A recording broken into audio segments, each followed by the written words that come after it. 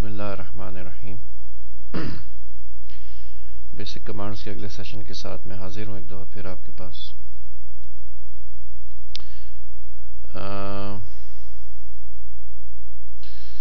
CBT topics में हम बात कर रहे थे कि हार्डवेयर की इंफॉर्मेशन भी मैं बताना चाह रहा था थोड़ा सा, कमांड लाइन से कैसे आप गैदर करेंगे, तो वो मैं बता देता हूँ। काफ़ी लोग इसकी रिक्वेस्ट करते हैं कि कमांड लाइन से कैसे हार्डवेयर की इंफॉर्मेशन देखी जा सकती। आपके सिस्टम में एक डायरेक्टरी है /proc फाइल सिस्टम। ये सिस्टम के ऊपर या डिस्क के ऊपर फिजिकली एग्जिस्ट नहीं करती। जिस वक्त कंप्यूटर सिस्टम बूट होता है, लिनक्स का ऑपरेटिंग सिस्टम, तो ये मेमोरी में क्रिएट हो जाती है। ये सूडो फाइल सिस्टम है। ये बेसिकली फिजिकल इसका कोई साइज नहीं है। /proc फाइल सिस्टम के अंदर बहुत सारी इंफॉर्मेशन है, सीपीयू की,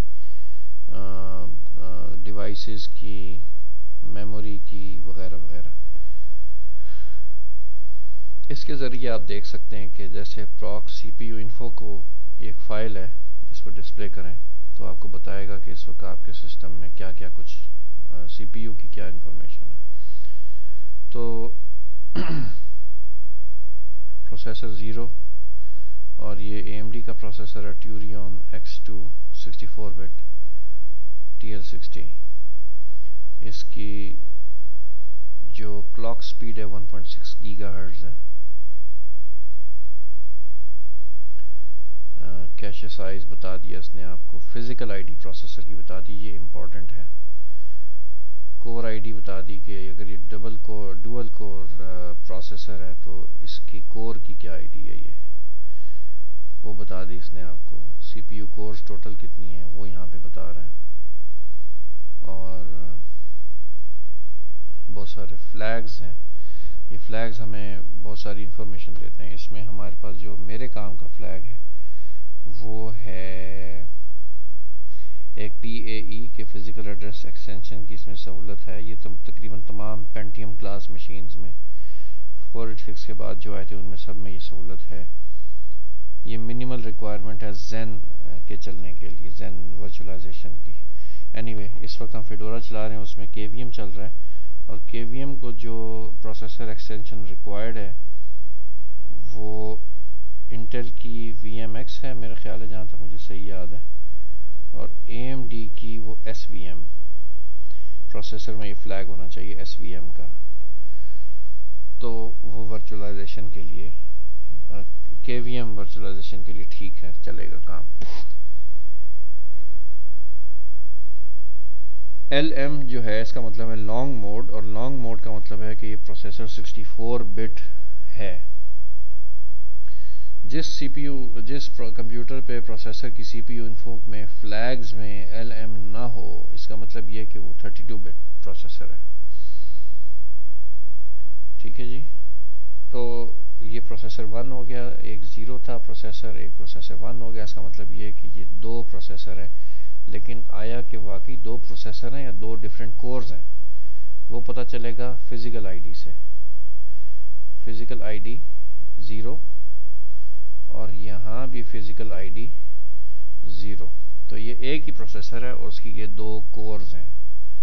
ठीक है, कोर आईडी भी देखें आप चेंज हो गई, कोर आईडी 1 हो गई और पहले कोर आईडी 0 थी।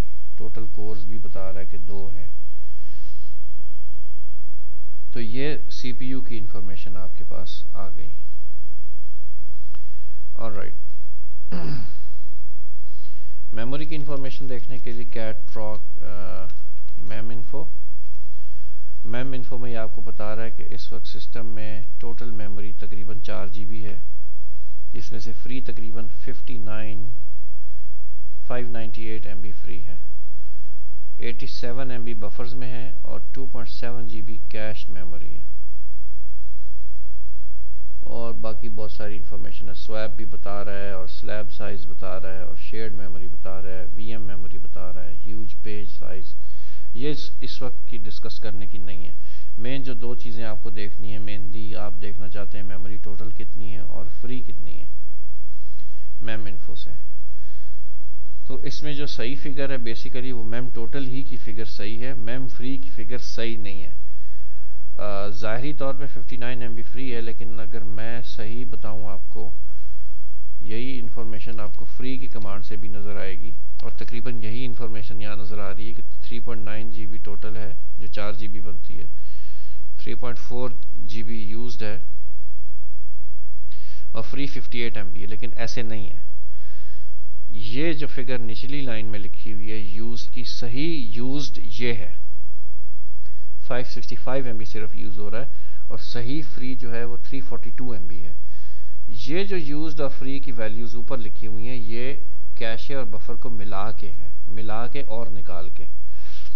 यूज्ड जो है वो इस 565 में एक्चुअल यूज्ड जमा बफर जमा कैशे, तो ये हो गया टोटल यूज्ड। और टोटल फ्री जो क्या है वो ये है कि अगर इसमें से ये आपकी मेमोरी निकाल दें, यानी यूज तो ये हो गई, और फ्री मेमोरी में अगर आप ये बफर्स और कैशे ऐड कर दें तो फिर आपके पास ये फिगर आती है।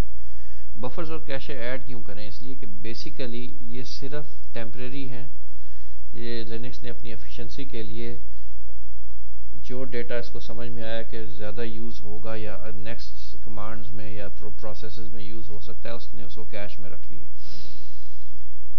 अगर कोई ऐसा प्रोसेस इस वक्त लोड होता है जो मेमोरी में जिसको जगह चाहिए हो, तो फिर लिनक्स ऑपरेटिंग सिस्टम इस कैश में से जगह फौरी तौर पे खाली करके उस प्रोसेस को दे देता है। इसलिए यहाँ पे ये लिखा हुआ है कि एक्चुअली फ्री जो है वो ये है, लेकिन जो या यहाँ तक फ्री हो सकती है टू बी प्रिसाइज, और फिल वक्त ये इतनी मेमोरी फ्री है। एनीवे, DMI डीकोड भी आपको, DMI डीकोड से पहले LSPCI बता दूं। LSPCI जो है सबसे ज़्यादा यूज़ होने वाली कमांड है। ये आपको लिस्ट करती है PCI डिवाइसेस आपके सिस्टम में, और ये बताता है कि आपके सिस्टम में मेमोरी कंट्रोलर कौन सा है और आइजा ब्रिज कौन सा है, प्रोसेसर, USB कंट्रोलर कौन सी कंपनी के लगे हुए हैं, ऑडियो डिवाइस कौन सा है, और SATA कंट्रोलर कौन सा है, ईथरनेट कंट्रोलर कौन सा है, ये नेटवर्क कार्ड है आपका, VGA कंट्रोलर कौन सा है। ये चूंकि एक लैपटॉप है इसलिए सारी चीज़ें एक ही मैन्युफैक्चरर की इसमें आपको नज़र आ रही हैं। जो प्रोसेसर का ब्रिज है वो AMD का है।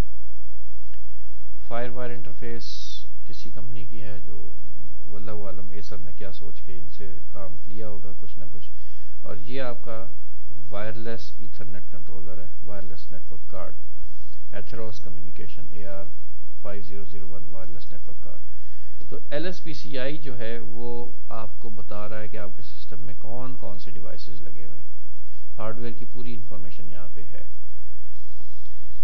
ठीक हो गया। अच्छा, एक और कमांड है dmessage।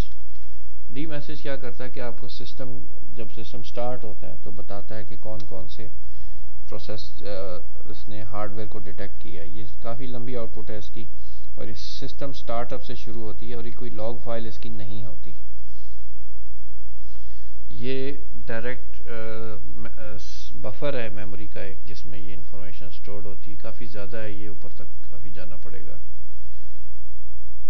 ये यहाँ से स्टार्ट हुआ, सिस्टम स्टार्ट हुआ और ये बायोस इनिशियलाइज हुई, सब कुछ कर के तो फिर ये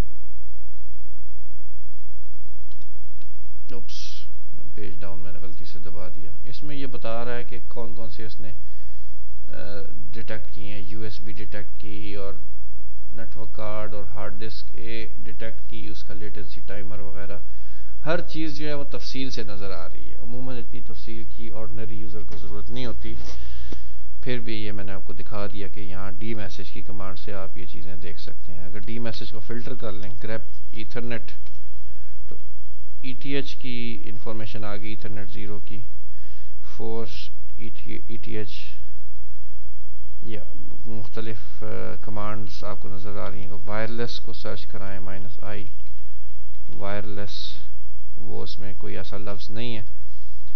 और अगर हार्ड डिस्क लफ्ज़ को सर्च करें वो भी कोई लफ्ज़ नहीं है। डिस्क नामी लफ्ज़ रैम डिस्क है, एसडी फिजिकल डिस्क है, SCSI डिस्क। इसमें बहुत ज़्यादा एक्स्ट्रा इन्फॉर्मेशन है जो अमूमन यूज़र्स को ज़रूरत नहीं होती। DMI कोड एक और कमांड है जिसके ज़रिए आप अपने सिस्टम की इन्फॉर्मेशन देख सकते हैं, और ये अमूमन सिर्फ रूट से चलती है, इसलिए रूट से लॉगिन यहाँ पे हमने इस सेशन में किया हुआ है। DMI कोड एंटर करें, और इसने भी आपको बहुत ज़्यादा इन्फॉर्मेशन दे दी है, लेकिन ये अंडरस्टैंडेबल है। इसने आपको बायोस का वर्जन बताया है कि कौन सा है, बायोस एसर की, उसका रिवीजन नंबर, रिलीज डेट, कब ये रिवीजन आया था और कब इम्प्लीमेंट हुई, बायोस इज़ अपग्रेडेबल वगैरह। इसकी जो फीचर्स हैं वो सारे यहाँ पे नज़र आए। ACPI इनेबल्ड सपोर्टेड है, बूट फ्रॉम CD सपोर्टेड है वगैरह। इसमें मेमोरी की इंफॉर्मेशन देखते हैं किधर है। बेस बोर्ड एसर का है, ठीक है, मेन बोर्ड कहते हैं इसको, और चेसिस की हमें ज़रूरत नहीं है। प्रोसेसर की इंफॉर्मेशन क्या है जी, ऑप्टेरॉन सीरीज़ का प्रोसेसर है AMD का, जिसमें ये सारे फ्लैग्स सपोर्टेड हैं। ओके,